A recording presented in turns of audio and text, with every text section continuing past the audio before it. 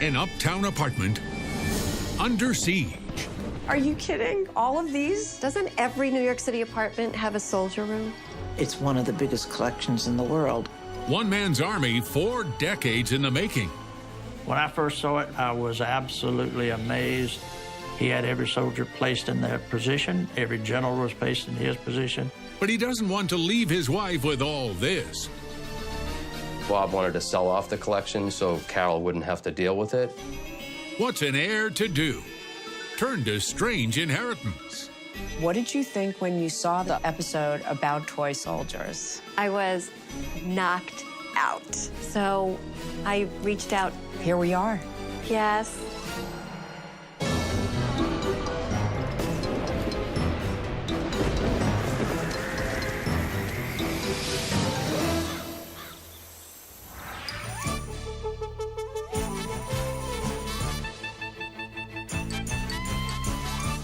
I'm Jamie Colby, and today I'm strolling along the swanky streets of the Upper East Side of Manhattan. The heir in this story reached out to us just a short time after her husband died. She wanted to talk about her strange inheritance, which she tells me takes up an entire room in her home. My name is Carol Postal, and less than 1 year ago, I lost my beloved husband, Bob. He left me nearly 10,000 toy soldiers, which he called the guys. A whole room on the Upper East Side. I'm hoping it's shoes. Not quite. No way. It's not shoes, it's soldiers? Across glass shelves, the tiny troops stand shoulder to shoulder, ready for battle. Let's see. There's George Washington, Generals Robert E. Lee and Ulysses S. Grant, not to mention ancient and medieval warriors. A history of world combat in one jam-packed man cave. Your husband must have spent a lot of time putting this together. Lovingly over 40 years. It's really magnificent.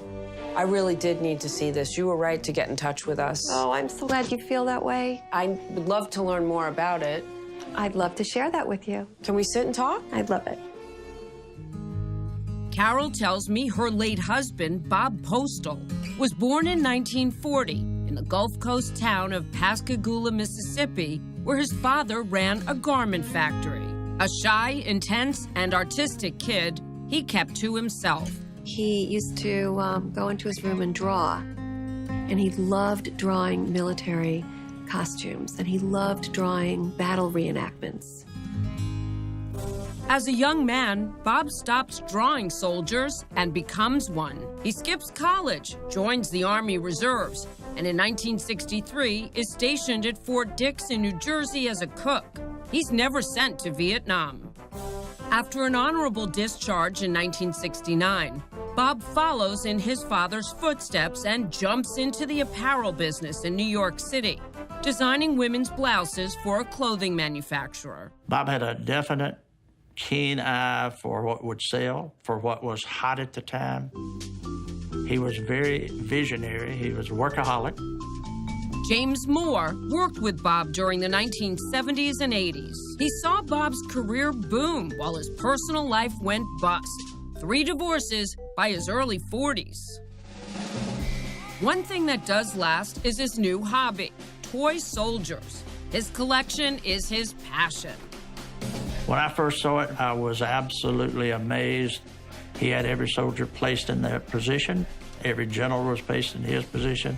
I said, Bob, I cannot fathom how you do this, knowing you at work and how impatient he was. How can you actually do this? And he said, this is my relaxation. Bob pays $4 grand for this set of more than 100 World War I figures, most from the renowned Welsh toy soldier maker, Trophy Miniatures. These sword-wielding Knights of the Crusades, some from Russia's famed St. Petersburg collection, for $3K. And a rare non-war piece, the Irish state coach used by the British royal family. A steal at $300. Meanwhile, Bob starts his own apparel firm, Mayfair Industries. It takes off in 1984 when he strikes a deal with the Walt Disney Company to license a little mouse for use on clothing. So he was a pioneer in the industry. He was a pioneer. The company went from $5 million to $110 million almost overnight. A few years later, Bob comes calling on Carol, who works in licensing for Turner Broadcasting. He's looking to secure the apparel rights to the film classic, The Wizard of Oz. He needed to get the license from me, and he walked into my office at 7:30 in the morning, and we locked eyes, and he never left. We were together from that day onward. Was it love at first sight? It was instantaneous combustion. Wow. That was quite a meeting. Changed your life. It did. Robert and Carol move quickly. First dating, then it's time to introduce her to his little friends. When we moved into the apartment, I said, why do we need a 2-bedroom? We need a room for the guys. And I Roommates? said, well, and the next thing I know, boxes and boxes and boxes of soldiers are coming into the door. Some girls might go into full retreat, not Carol. The couple marry a year later. Bob keeps collecting. Did you ever say, not one more soldier in this house? Enough. He could collect as many as his little heart desires, as far as I was concerned, as long as it didn't step out of the soldier room. Was it an obsession or just a genuine interest? It was not an obsession. It was a respect. In 1989, Bob receives a sign of respect himself from billionaire publisher Malcolm Forbes, whose 100,000 soldier collection is one of the world's finest. Forbes hosts an exclusive toy soldier event, and Bob's invited. Was that a huge moment for him? I think for anybody who has a passion for a hobby and they meet the Premiere. it's something that's very special. He sort of legitimized the whole collector society of soldiers. After Forbes' death, Bob is asked to another invitation-only toy soldier event, the auction at Christie's of the Forbes collection in 1997. Was there any way he was missing the auction of Malcolm Forbes soldiers? No way he was missing that auction. The auction brings in a whopping $700,000. Too rich for Bob's blood, though he does walk away with an exclusive souvenir. He purchased a memento, the soldier that said, I attended the Malcolm Forbes auction. Bob continues buying rare soldiers into his 70s. His miniature armies now number nearly 10,000. But by 2014, Bob's health is in steep decline. He's diagnosed with advanced emphysema and confined to quarters with his troops. How important were the guys at the end? Very important. He would sit in that room 7 days a week, surrounded by his soldiers. That made him happy. Maybe so, but Bob doesn't want his wife to have to figure out what to do with them once he's gone. Did he tell you what to do? He did not want to leave me with the soldiers. Bob wanted to sell off the collection so Carol wouldn't have to deal with it. Meet the man Bob drafts to decommission his army. When I first walked into this room, I was just kind of in awe, because there's some die-hard collectors that would really just die to have some of these sets. That's next. But first, our strange inheritance quiz question. Which toy soldier was the single most expensive ever sold? A British marching guard, a Polish knight on horseback, or an Egyptian warrior? The answer after the break.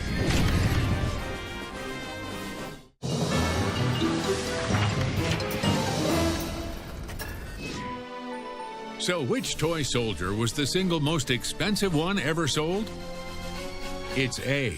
A rare 1934 prototype marching guard was sold at a Christie's auction in 1994 for $4,370.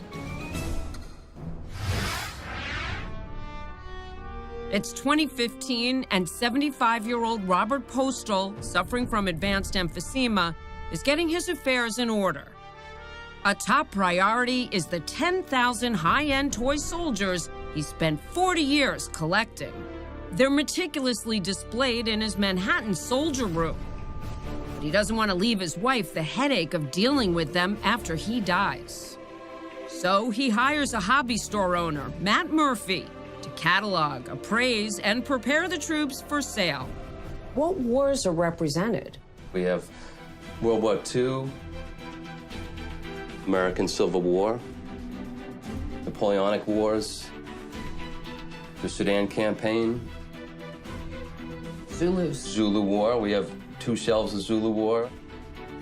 What makes Bob's army valuable, according to Matt, is that he focused his energy on completing many sets from high-end soldier makers, such as Staten Studios, King & Country, and W. Britton.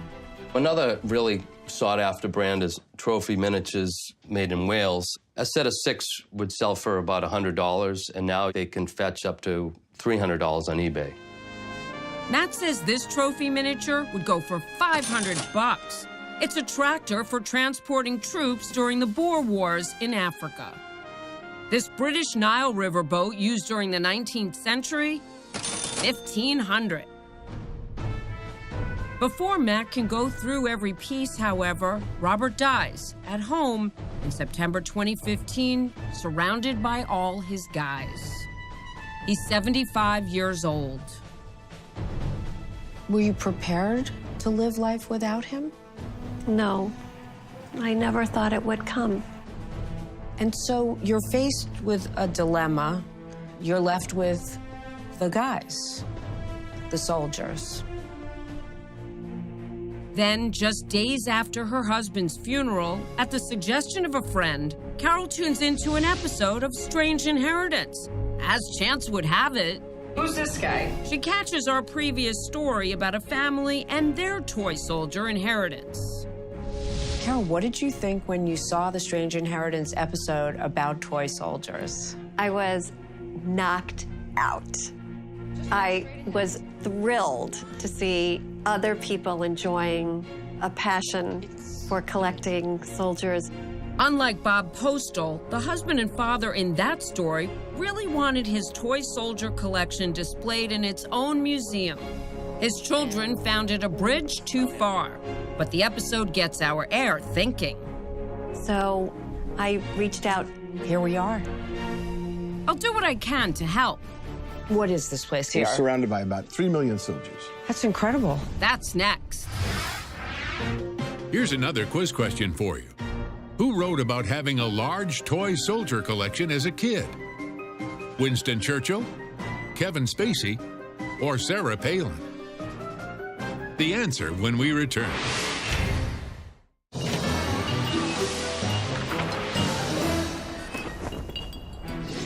So, which of these popular figures had a large toy soldier collection as a child? It's A, Winston Churchill. Churchill's army numbered 1,500 pieces, which he used to reenact British victories over the French. When New York apparel executive Robert Postal dies in 2015, he leaves his widow Carol his vast array of nearly 10,000 toy soldiers. Before his death, he encouraged his wife to sell, but to whom? How big is the market today? The market is, we would probably guess 50,000 people worldwide collect soldiers seriously. So it's tiny. It's a niche of a niche. Jamie Delson, owner of the 9,000 square foot Toy Soldier Company in Jersey City, New Jersey. I'm here doing some reconnaissance for Carol. This is the world's largest warehouse that holds toy soldiers. There's a lot of soldiers we here, have that's about for sure. 3 or 4 million soldiers here. Some are plastic, some metal, and valuable classics cast in lead.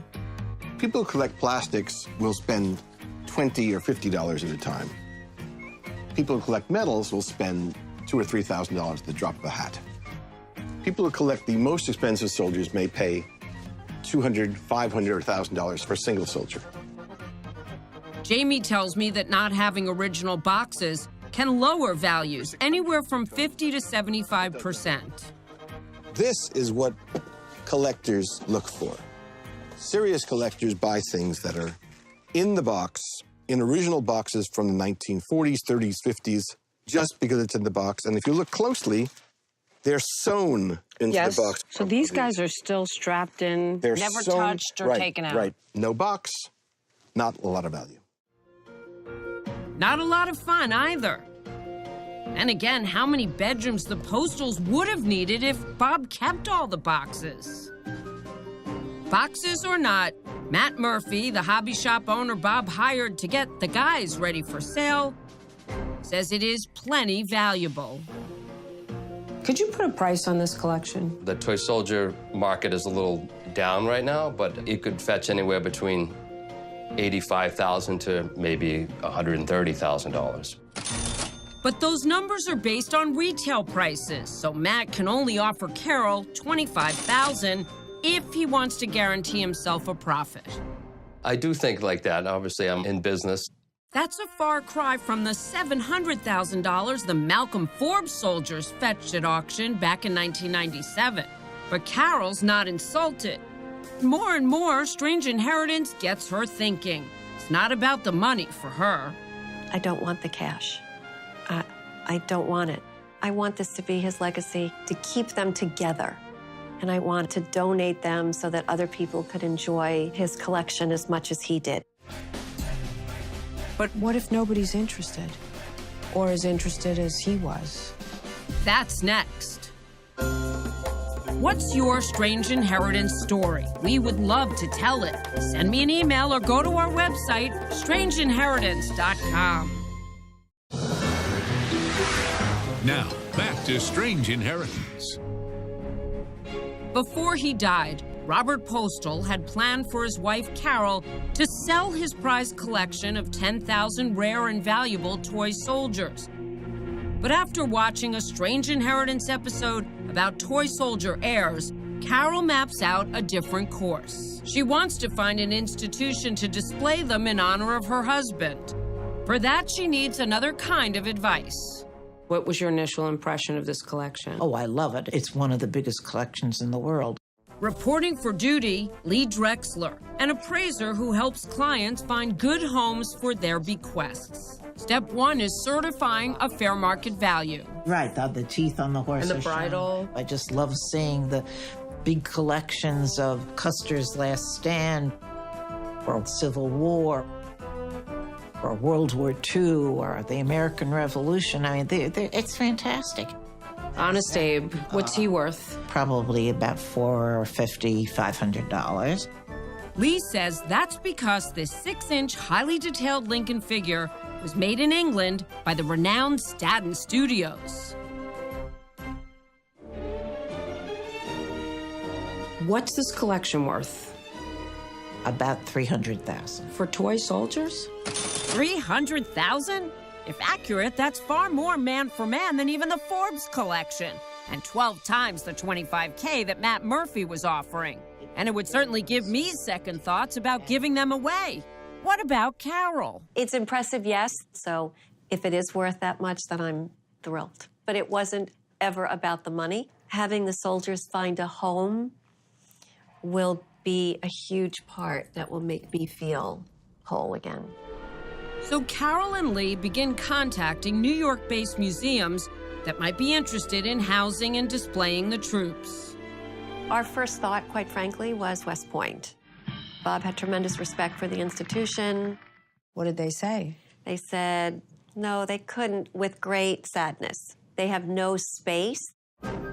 As quickly as the door closed at West Point, Lee opens one at another prestigious institution, the New York Historical Society. But if the New York Historical Society were to make this happen for you, what would that mean? They'd be in New York, where people come from all over the world. It would be a fabulous, fabulous place. And your reaction if they say, game on? Done. And game on it is. The society does agree to give safe harbor to 5,000 of the guys. If you split this collection up between museums, it would be easier potentially for them to take, and more people could see it. It would be double the joy. With Lee's help, a children's museum in Rochester, New York, agrees to take in and display the other half of the collection. Carol tells me that working with us on this episode has helped her to grieve for Robert, and in doing so, to preserve his legacy. That's why I reached out to you. It is my hope that people see this show and see a passion that somebody had for, in this case, soldiers. And so what I leave to the world is the Robert C. Postal Soldier Legacy Collection. So you never felt like you were competing with the guys? Never. I was always number one. That's so nice to know. I wish it on everybody.